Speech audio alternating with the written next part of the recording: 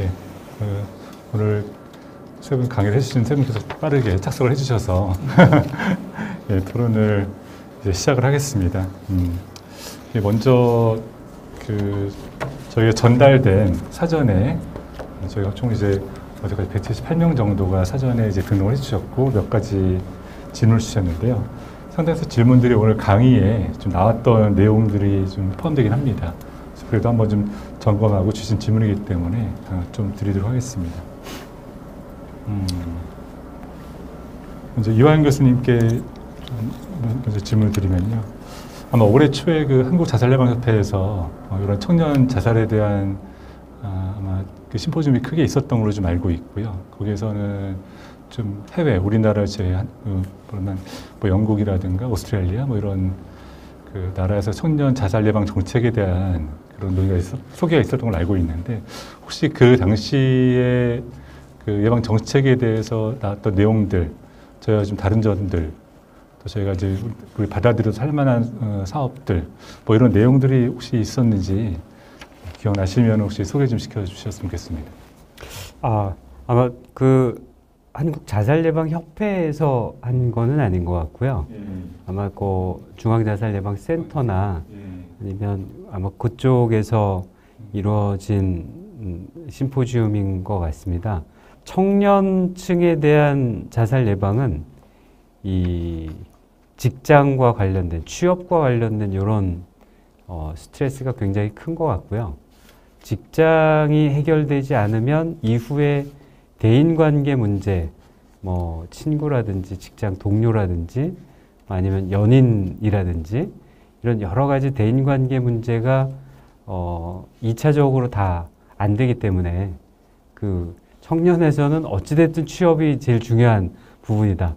이렇게 그래서 아마 청년 자살 예방과 관련돼서는 아마 취업과 관련된 정책이 주된 정책이 될 것 같습니다. 네. 혹시 뭐 이제 몇 년 전에 기억나는 게 영국에서 그 외로움 담당 장관이라고 2018년인가요? 그래서 저는 굉장히 새롭고 그러셨는데 그 대상이 막 그 찾아보니까 영국에 이제 900만 명 이상이 외로움을 느낀다. 라고 했는데 그 외로움을 느낀다를 우리 이제 정신과 임상에서는 우울증이라고 얘기하지 않지 않습니까? 네. 그럴 때 얼마나 지속적이냐를 따져서 진단을 하게 됐는데 실제 그 외로움이 어떤 그 확대되어 있을 때 그 사람들이 이러한 코로나 위기 같은 위기가 왔을 때 가장 먼저 반응하고 악화될 수 있는 존재들이라는 점에서 굉장히 좋은 준비였다라는 생각을 지금 다시 한번 하게 되는데요. 또 아마 일본도 올해 뭐 그런 비슷한 얘기가 있었고 우리나라 같은 경우 이제 뭐 그 고독사에 관한 아마 준비 때문에 올해 그런 법안이 아마 제방된 걸 알고 있는데 아마 그런 차원에서 이제 혹시 외국에서 다른 부분들 좀 여쭤봤었습니다.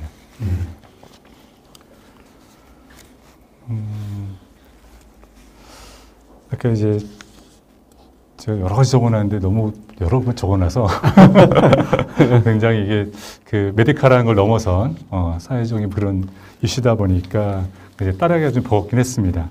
장재열 대표님께 좀 여쭤보겠습니다. 우리 그 사전 질문인데요. 네. 그대로 읽어드릴게요. 얼마 전에 청년 독거사를 다룬 다큐 프로를 보고 마음이 아팠습니다. 지금 청년 취업에 큰 고비를 겪고 있는 시기이긴 합니다만 취업 시장을 자세히 들여다보면 사람이 없어서 곤란한 분야도 분명히 있습니다. 청년들이 직업의 다양성을 알게 하고 꼭 자신의 전공이나 생각의 틀을 깰 수 있는 프로그램이 있었으면 좋겠습니다. 네. 그런 청년들의 고민을 들어주고 해결하기 위해 마련된 프로그램이나 시스템이 있을까요? 이런 질문이었는데 아마 예. 네. 일단은 맞습니다. 그러니까 미스매치가 있다고 봐야겠죠. 지금 한국의 고용 시장은 집단적인 저품질화가 있는 건 사실이고 질문자분께서 말씀 주신 것처럼 일할 때도 없다고 하지만 뭐 사람이 없다고 하는 것도 있다라고 하지만 그런 곳들이 고품질 일자리냐라고 들어봤을 때는 또 다른 문제인 것 같아요. 결국은 구인난을 겪고 있는 일자리들 들어보다 보면 블랙 기업이거나 아니면 이 산업 분야가 청년들에게 인지되지 않은 분야, 결국은 정보 접근성의 문제라거나 아니면 기업 자체가 가지고 있는 결함의 문제들인데 충분한 생활 기반 조성을 할 수 있다고 여겨지는 일자리들은 다 구직난인 거거든요. 사실 이 두 개의 층을 봤을 때 이것이 단순히 청년들이 스스로 진로 설계나 이 직업적 방향 설계에 대한 기회를 확대한다라고 해서 되는 건가? 결국 기업들이 어떤 그 근로 여건에 대한 개선이 있지 않으면 저는 불가능한 문제라고 보고요. 다만 그럼에도 불구하고 질문자분의 말씀에 충분히 동의하는 것 중에 하나는 뭐 여담입니다만 제가 그 모 일간지에 지금 칼럼을 연재를 하고 있는데 한 4년 됐거든요. 근데 그저께 쓴 칼럼 굉장히 반응이 좋은 거예요. 근데 뭐였냐면 어린이들 직업 테마파크 키자니아 잠실에 있는 그 키자니아를 MZ세대용으로 하나 나는 있으면 좋겠다라는 내용이었거든요. 그래서 MZ세대에게 진짜 키자니아가 필요하다 뭐 이런 칼럼이었는데 사실 청년들에게 이야기를 들어보면 지금 취업 시장에서의 이 구직난, 구직난을 동시에 느낄 수 있는데 1년 미만 조기 퇴사자들이 정말 많아졌거든요. 정말 급상승하고 있는데 이야기를 들어보면 고용시장이 너무 불안정하니까 쓰나미에 구명보트 타듯이 일단 탔다는 거예요. 근데 들어가 보니까 정상적으로 근로할 수 없는 여건이라서 튕겨서 나왔다. 근데 아예 취업을 한 번도 안 했을 때는 어떻게든 노력하면 되겠지 싶었는데 어디든 가야지 하고 어디든 정말 가봤더니 너무 이렇게 근로할 수는 없겠다라는 충격 또는 신체적, 정신적 데미지를 입고 나와서 재취업을 할 힘도 없고 이제는 내가 어디를 어떻게 가서 취업해야 내가 잘 살 수 있는지 방향도 잃었다. 그러니까 이런 건 거죠. 정말 쓰나미가 몰려온 망망대해에서 구명보트인 줄 알고 하나를 잡았는데 그 구명보트가 아니어서 튕겨져 나온 거죠. 한 번 그렇게 튕겨져 나오니까 이제는 저기 멀리 구명보트가 봐도 저거 구명보트 아니지 않아? 나 약간 이렇게 있다가 꼬르륵 가라앉는 거 아니야? 어디로 가야 돼? 방향도 모르겠어. 이런 상태인데 이런 청년들에게 결국은 정말 튼튼한 배가 되어줄 수 있는 기업 환경의 개선도 필요하지만 또 한편으로는 이 방향성을 제시할 수 있는 것들이 필요한데 지금의 직업 상담사 형태의 형태들은 저는 건강하진 않다고 생각합니다. 왜냐하면 한 명의 직업 상담사가 줄 수 있는 정보들은 제한되어 있고 이 직업 상담사가 줄 수 있는 건 간접적 정보들이기 때문에 직업의 체험이 조금 더 직관적이고 실질적으로 이루어질 수 있는 어떤 체험과 정보 접근의 그 장이 사실 공공 서비스로서 만들어지지 않으면 안 된다라고 생각하고 있고요. 이게 스타트업이나 영리 서비스에서 만들거나 지자체 단위에서 만드는 경우들은 종종 있어요. 하지만 그렇게 했을 때 예산의 한계성 때문에 다양한 직업과 진로 방향성을 다루지 못한다는 한계성이 있습니다. 지속성의 문제도 있고요. 그래서 이런 부분들에 있어서 중앙정부에서 요거는 좀 집중적으로 지켜봐서 만들어내야 될 과제가 아닌가라는 생각이 좀 듭니다. 저도 이제 아마 인포점을 좀 보면서 준비하면서 1년 이내에 퇴사한비를 한 27% 뭐 이렇게 달한다는 얘기 들었었고 네. 사실은 그게 말씀하신 이제 이현 교수님 데이터 나왔지만은 중소기업에 대한 만족도가 굉장히 떨어지는 거, 대기업은 좀 선호도가 있고 그런 거에 대한 미스매치도 있겠지만은 한편으로는 요즘 많이 나온 것들이 이제 대기업에 입사하더라도 처음에 그 자랑스러웠던 것들이 불과 1년을 가지 못하고 퇴사하는 경우들 그리고 퇴사가 반복되면서 오히려 자기가 되게 뭐랄까요 까다롭고 끈기 없고 이런 사람으로 치부되고 자신감을 잃어가는 그런 과정들을 보게 됐는데 이런 한편으로는 또 이제 기성세대나 좀 되게 고루한 질문일지 모르겠지만 조금 더 대변해서 말씀해 주시기를 바라는 의미에서 기성세대들은 굉장히 너무 또 참을성이 없는 거 아니냐. 그 시기를 지났을 때 우리 네가 바라는 것이 옳을지도 모르겠다. 그들의 이 좋은 직장을 왜 버리느냐. 여러 가지 말을 던지게 되고 하지만 젊은 세대는 공감하기 어렵다고 하는데 네. 저도 이미 이제 기성시대에 들어간 사람으로서 한번 그 질문을 좀 던져본다면 어떻게 좀 말씀해 주실까요? 네. 일단 두 가지인데요. 현실적으로 이전 시대에 비해서 대기업도 처우가 좋지 않다라는 게 첫 번째가 있고요. 그러니까 며칠 전에 이 2030들이 자주 이제 활동한 온라인 커뮤니티에 현대자동차 10년차, 8년차? 대리 말년차 직원의 글이 올라왔었거든요. 근데 입사할 때 연봉 6천이었는데 지금 연봉 7천을 못 넘겼다라는 거예요. 그래서 내가 현대자동차 들어갔을 때 우리 엄마 아빠는 너무 자랑스러워 하셨는데 지금은 내 친구들이 전부 다 추월했다. 내 연봉을. 이런 얘기들처럼 뭔가 사실은 이 이전 세대에는 대기업을 들어간다거나 안정된 직장에 들어간다라고 하는 것이 정말 이런 느낌이랄까요? 1960년대생 어른들과 90년대생 청년들의 사회를 바라보는 가치관 차이를 저희가 동일한 항목으로 설문을 했던 적이 있거든요. 근데 뭐냐면 1960년대생 어른들은 국가의 성장이 기업의 성장으로 이어지고 그것에 아주 최소 수준이라도 나의 성장으로 낙수가 된다라고 믿고 있는 세대라면 MZ세대는 국가의 성장이 기업의 성장까지는 가더라도 나에게 낙수되지 않는다라고 믿고 있는 세대인데 이 인식 차이를 저희가 사회학자 선생님들과 같이 좀 분석을 했었는데 이런 것들이 있었던 거죠. 그러니까 그 1960년대생들 기준으로 봤을 때 10대 때 경제개발 5개년 계획을 하고 20대 때 올림픽이 열리고 30대 때 엑스포가 열리면서 내일은 계속 나아지는 것이라는 단어로 인식하고 있었다면 90년대생들은 초등학교 들어갈 때 IMF가 터지고 중고등학교 때 서브프라임 모기지 사태로 망하는 집들이 생기고 친구들이 계속 전학 가는 거예요. 부모님이 망해서. 그리고 이제 취업준비생, 사회초년생이 됐을 때 코로나19가 터져가지고 뭐 고용시장이 다 얼어붙어 버리고 내일은 계속 나빠지는 거거든요. 그러니까 안전한 바구니 안에 들어와 있다고 해서 안전감을 느끼진 않는다는 거죠. 이곳에서의 나의 내일이 성장하지 않는다고 생각하기 때문에 그래서 이러한 인식 차이 같은 것들도 우리가 존중할 필요가 있지 않은가. 이 10대, 20대 계속 23세 이전의 성장 단계에서 우리 사회의 변화상들을 봤을 때 이전 세대만큼 참고 버티면 내일은 나을 거야라는 것을 믿을 수 있는 세대인가. 그거에 대해서는 우리가 함께 고민해 볼 필요가 있습니다. 네. 감사합니다. 김수빈 시장님께 여쭤보면은 이제 아마 청년정책 시행 계획, 그게 올해 5월인가 다시 5월 3월인가요? 그게 다시 좀 1차가 좀 나왔고, 그래서 제가 내용들을 다 살펴보기 좀 어려웠는데 평들이나 이런 것들을 좀 살펴봤는데 아까 이제 말씀하신 부분 중에 하나지만은 결국에 현재 그런 정책들의 접근성에 대해서 정보의 비대칭성이 굉장히 크다. 그 정보의 비대칭성 자체가 이제 한순위 정보 지식 이런 의미도 있겠지만은 아까 말한 대로 굉장히 활력이 있고 본인이 일을 하려는 욕구가 있고 아니면 현재 종사하면서 더 나은 것을 바라고 뭐 이런 사람들은 굉장히 접근이 가능한데 그렇지 못한 사람들에서는 굉장히 어렵다라거나 이런 부분들이 많이 얘기가 되기도 하고요. 또 더군다나 그 뭐 니트족이라고 이제 많이 얘기를 하는 이런 분들은 본인이 일도 안 하고 뭐 훈련도 안 받고 교육도 받지 않기 때문에 오히려 접근을 안 하고 있는 거죠. 근데 그러니까 정책 역시 굉장히 편중돼 있다. 이런 그 니트족과 같이 경제적으로 어렵지만 의욕이 없는 그런 사람들한테 오히려 더 불리하게 좀 정책이 이루어지고 있다라는 지적을 저는 이제 추상적으로 봤는데요. 아마 그런 인상이 어떻게 나온 얘기인지 또 입장에서는 그거를 좀 해결해 나가고 개선하는 방법들이 아마 지금 이제 활동하시는 게 그런 역할 중에 하나라고 생각하는데요. 그런 부분들 이제 포괄적으로 부탁을 좀 드리겠습니다. 네, 그렇게 보신 지적이 맞고요. 뭐 이렇게 추상적으로 보셨다고는 하지만 실제로도 그렇습니다. 그래서 저희 큰 과제고요. 뭐 서울시뿐만 아니라 그거는 중앙정부 청년정책을 집행하는 기관들에서도 많이 이제 고민을 하실 것 같아요.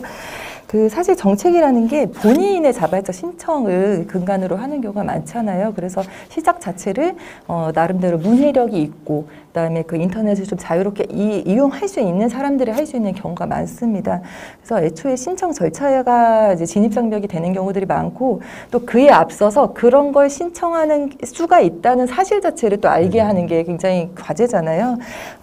그것들은 저희도 지속적으로 고민하고 있어요. 그래서 저희 서울시 청년활동지원센터에서는 올해 좀 새롭게 이제 시도해보는 것들이 실제 좀 정책 사각지대에 놓여 있는, 그러니까 정책의 대상이 될 수 있지만 정책에 참여하고 있지 못하는 청년들에게 다가갈 수 있는 방법이 무엇일까라고 했을 때, 뭐 저희가 좀 컨택한 기관 중에 서울지방병무청, 그러니까 예를 들어 제대 예정 군인들이 사회에 나오자마자 제대하자마자 정책에 참여할 수 있도록 할 수 있게 서울지방병무청과 함께 뭐 사업 설명회를 해보자라는 논의도 하고 있고요.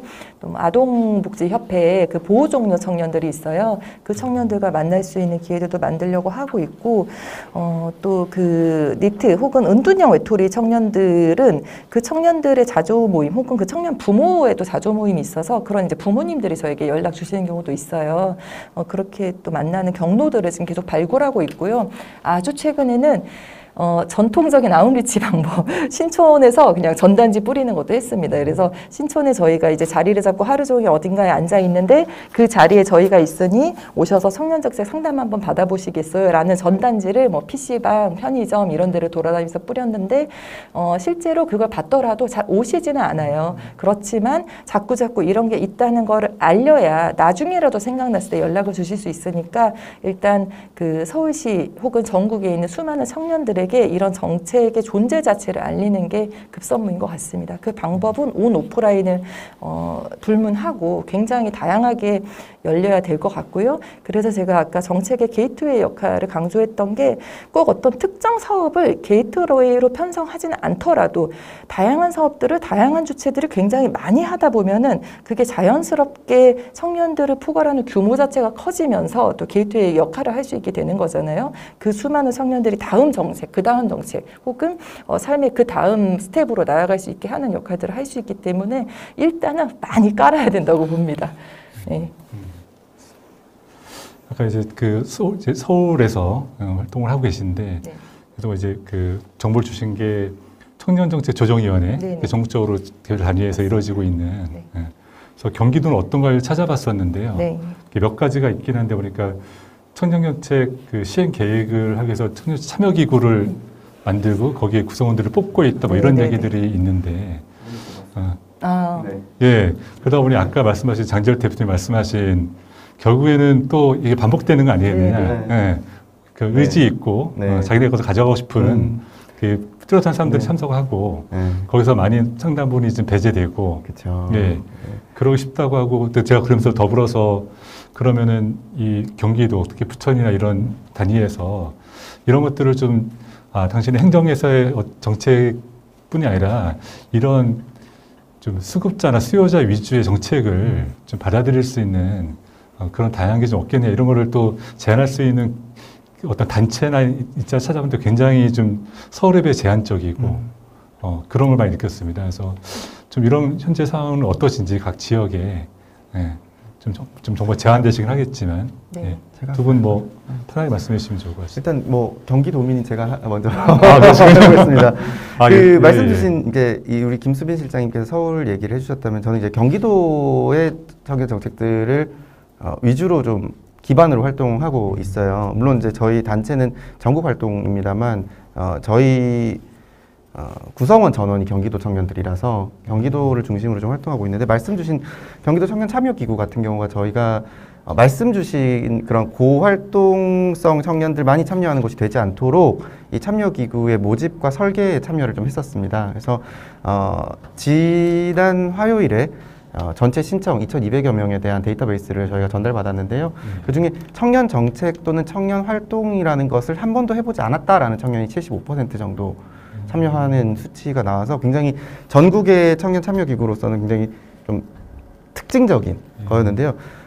저희가 제언드렸던 게 뭐였냐면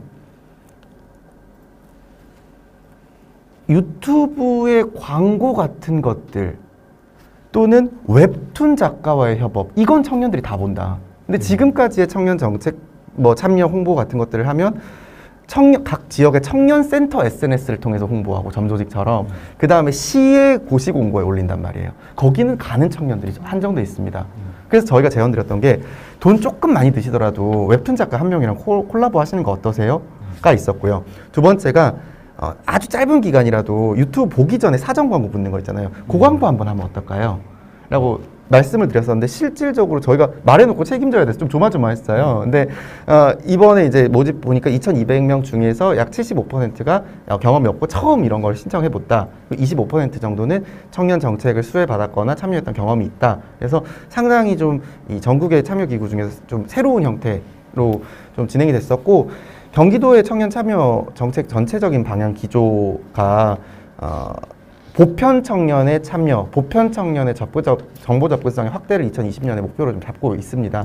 그래서 이런 것들이 이제 우리 각 기초단체 그리고 이렇게 자살 예방 센터처럼 특정한 의제를 다루는 기관들과도 협업되는 데는 약간 시간이 걸리겠지만 금년도에 경기도의 앞으로 향후에 이제 청년 공공 서비스나 정책의 방향은 보편 청년을 모두 만나는 경기도로 잡았고 그것들을 좀 추진해 나가는 광역에서의 지금 과제들이 있기 때문에 이것들이 차차 어떤 방식으로 이렇게 청년들을 만났고 접근했는지에 대한 정보들이 기초 단위로 좀 전달되고 내려오지 않을까라는 기대는 가지고 있고요.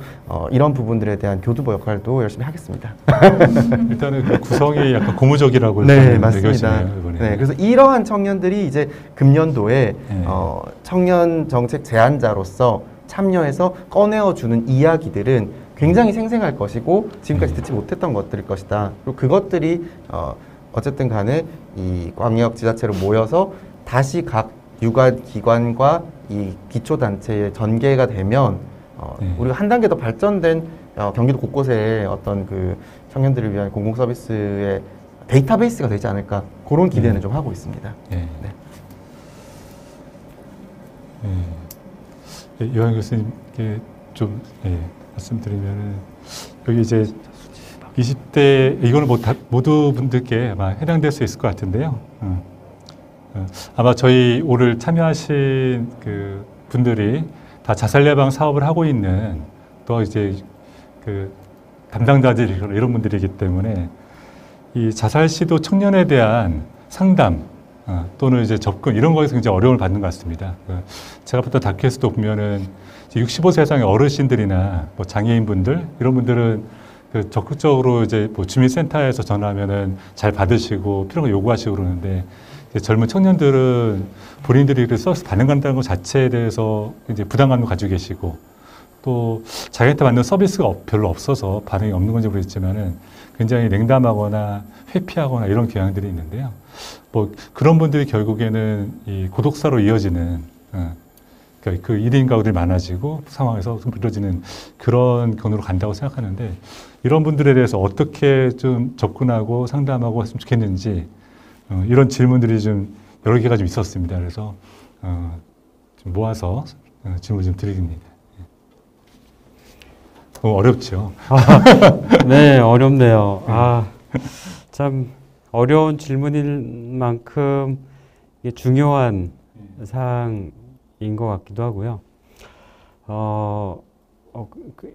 그러니까 거의 대부분 이제 자살 시도한 분들의 전 단계에 이제 우울증이 있다고 보고 우울증 자체가 대인 관계에 어려움을 느끼고 또 어떤 다른 일을 하고자 하는 의욕도 많이 떨어져 있고 이런 상태라서 그런 분들을 어떻게 이 치료 환경으로 모셔오느냐 이거는 굉장히 중요한 일인 것 같습니다.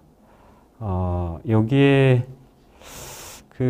사실 이게 그러니까 뭐 여기 이제 지금 토론을 듣고 계시는 분들 그리고 여기 토론하시는 분들 다 이제 이 어려움에 대해서 이제 대부분 다 고민을 해보셨을 거고요. 그러니까 유인책을 어떻게 하느냐가 굉장히 중요할 것 같고요. 최근에 이제 우리나라에서 성공한다기보다는 정말 활발하게 이루어지고 있는 것이 이제 치매에 대한 국가 책임제잖아요. 그래서 국가에서 어떤 치매 관리에 대해서 실제 치매 있는 분들, 치매 가족분들에게 실질적인 도움을 드리니까 이제는 예전에는 우리 부모님이 치매다 하면 이제 숨기기에 바빴었는데 지금은 저 소견서 써주세요. 우리 부모님 치매인 것 같습니다. 오픈하고 적극적으로 뭔가 이렇게 주간보호센터라든지 아니면 치매 안심센터라든지 다 적극적으로 다니려고 한단 말이죠. 그래서 이런 어떤 유인책을 정말 실질적인 도움을 줄 수 있는 이런 유인책을 좀 고민을 해야 될 것 같습니다. 보면 아까 어떤 김수빈 실장님 말씀하신 어떤 다른 유인책보다 현금과 뭐 이런 것들, 실제로 6개월 동안 내가 아르바이트를 안 하고 뭔가에 대한 미래를 위한 준비를 할 수 있게끔 하는 이런 어떻게 보면 이제 현금이 좀 들어가고 뭐 이런긴 하지만 실제 치매 가족이나 치매인 분들에게 어떤 요양보호사 어떤 관리 비용을 지원을 해준다든지 이런 부분들이 실제로 그분들에게 아주 많은 도움이 되고 있고 또 실제 치매 있는 분들이 예후가 또 많이 좋아지시고 인지적인 자극도 가고 뭐 다른 대인관계도 하시다 보니까 그래서 실질적인 도움을 받고 있는 이런 제도를 생각을 해본다면 이런 어떤 치매 국가 책임제를 자살이나 정신건강이나 이런 거에 같이 이렇게 어느 정도 그 치매와 관련된 예산만큼은 아니더라도 어느 정도 일부를 어떤 실질적인 도움을 줄 수 있는 이런 식으로 좀 지원을 해주는 그래서 주간보호센터라든지 이런 시스템을 갖고 있는 뭐 마음건강, 우리 저 정신건강복지센터도 많고 자살예방센터도 많으니까 거기에 오면 뭐 실제적인 도움을 줄 수 있는 이런 정책들이 여러 부처 간에 협력을 이루어서 항상 결론은 비슷한 것 같습니다. 그래서 어떤 정책적인 그런 지원이 전폭적으로 이루어지면 이 치매만큼 어떤 이 자살 예방에서도 그러니까 이런 정신건강에 이런 관심이 모아지는 게 소득 수준이 한 3만 불 정도? 우리나라가 3만 불이 넘었기 때문에 자살에도 관심을 많이 갖게 되고 정신건강에도 관심을 많이 갖게 되고 그래서 이제는 그런 시기가 온 것 같다라는 느낌이고요. 다른 이제 해외에서도 거의 3만 불이 넘어가면서 이런 거에 관심을 많이 갖고 제도적으로 지원을 해줬기 때문에 우리나라에서도 한국에서도 이렇게 그런 정책적인 지원을 같이 해나가는 그렇게 다른 영역에서 성공한 시스템을 좀 가져오는 이런 게 도움이 될 거다 이렇게 생각을 하고 있습니다. 네, 제가 마지막으로 한 가지만 좀 질문을 드리고 이제 마치도록 해야 될 것 같습니다. 그래서 아까 이제 종합 상담을 하고 계신 거기서 이제 뭐 유인이라고 말씀하셨는데 그런 현금 청년수당 지급하는 것이 유인이라고 하셨는데 사실 코로나 시기에 좀 입증이 약간 된 부분이 있지 않습니까? 이게 선택적인 복지가 아니고 전체적인 복지로 이제 재난지원금을 지원했던 것이 어떤 실제 뭐 경기에 살아난 것도 있지만은 사람들한테 마음에 굉장히 좀 위안이 됐다고 생각을 하거든요. 그러니까 내가 이 사회에 속해 있고 똑같이 대접을 받는다라는. 근데 그게 어떻게 보면은 말씀하신 게 제한적이긴 하지만 1년에 300만 원 정도의 돈이라면은 그것도 약간 또 경기도에서 하고 있는 뭐 경기도 기본소득 이런 것들 얘기 나오는데 아예 기본소득이라는 말을 붙이긴 했는데 어떤 기본소득 부분이 취업을 하는 그 시기뿐이 아니라 그 사람이 더 길게도 아르바이트 하는데 모든 걸 소진하지 않으면서 자기 미래를 좀 준비해 나가고 또 문화생활을 할 수 있는 이런 데 좀 굉장히 도움이 되고 사회에 소속될 수 있게끔 느끼고 살 수 있는 힘이 될 거라고 저는 좀 생각이 좀 많이 들었는데요. 이번에 보면서. 이거 뭐 좀 되게 큰 주제라 해서 뭐 다 말씀드릴 건 아니지만은 개인적인 청년 상담을 하시고 또 사업을 하시는 분으로서 좀 소견을 좀 듣고 싶습니다. 네. 참 격세지감이에요. 2016년에 서울시가 청년수당을 시작한다고 했을 때 논란이 정말 많았습니다. 일단은 돈을 준다는 것 자체에 대한 그런 문제의식이 있었고요. 그 돈을 주는 대상이 왜 청년이어야 하는가? 중년도 주고 노년한테 더 줘라 혹은 더 어려운 사람 찾아서 더 줘라 이런 반응들이 굉장히 많았죠. 그때 이제 붙었던 낙인 같은 게 사지멀쩡한 청년 이제 이런 게 있었는데 사실은 아까 말씀하신 코로나 전국민 재난지원금 같은 것들이 이렇게 현금 지원 자체를 굉장히 전 국민의 보편화하는 데 많이 기여한 것 같아요. 그래서 더 이상 어떤 수당 같은 제도가 어떤 특정한 사람을 위한 것이 아니고 누구나 받을 수 있는 어떤 권리, 시민의 권리로서 참여할 수 있는 정책으로 인식된 것이 하나의 이제 저희 굉장히 지금까지 5, 6년 동안 이 청년수당 혹은 또 서울시 청년정책을 봐오면서 느낀 바고요. 아까 말씀하신 부분이 굉장히 정확합니다. 그래서 청년수당 참여자들이 가장 많이 드러내는 어떤 만족감이 바로 그 부분이에요. 아, 나는 정부가 나를 위해서 하는 게 아무것도 없는 줄 알았는데 서울시가 나에게 알려줄 수 있는 게 아무것도 없는 줄 알았는데, 그리고 나는 어디에서도 도움받을 수 없을 줄 알았는데 나는 도움을 받고 있구나. 서울시가 나를, 내 삶을 지켜보고 있구나, 관여하고 있구나, 이런 데서 오는 효능감이 굉장히 큰 것으로 나타나고 있고요. 저희가 매년 이제 정책 성과, 정책 효과 측정을 위한 조사를 할 때 늘 그 부분이 지표가 크게 상승하는 것들을 보고 있습니다. 그래서 어떤 사회적 지지라든지, 그러니까 주변에서 나를 도와주는 사람들에 대한 믿음, 뭐 자존감, 패자부활 지수, 이런 것들이 전반적으로 다 좋아지는 걸 보고요. 그랬을 때 저는 결국은 이런 정책을 경험한 청년들이 이제 향후에 시민으로서의 책무도 다 할 거라고 생각을 해요. 저희가 설문조사 중에 만약에 당신이 이제 그 소득을 벌게 된다면 뭐 이 사회에 기부할 의향이 있습니까? 라고 했을 때 대부분 기부할 의향이 있다고 하고요. 퍼센테이지도 그렇게 낮지가 않거든요. 그런 걸 보면은 한번 정책을 경험한 청년이 자신의 마음 건강 혹은 진로 탐색, 이렇게 자신의 삶에 도움받는 것을 넘어서 타인과 사회에 기여하고 싶은 마음까지도 일으키는 것 같아요. 예, 그랬을 때 말씀하신 대로 정말 정책의 성과란 개인에 머물지 않고 사회적으로 확산된다고 보고 있습니다. 네, 마치는데 참여자께서 질문을 주셔서 이걸 마지막 질문으로 좀 하겠습니다. 최기봉님께서 올려주셨는데요. 이런 그 청년 정책에 있어서 도시형과 농어촌 지역의 환경 차이가 많습니다. 농어촌 지역 청년들에게 제공할 서비스가 별도로 정책에 반영되고 있는지도 궁금합니다. 라고 하셨는데요. 예. 네. 그러기 위한 지금 과도기의 변화들이 좀 발견되고 있다라고 딱 말씀드리면 될 것 같고요.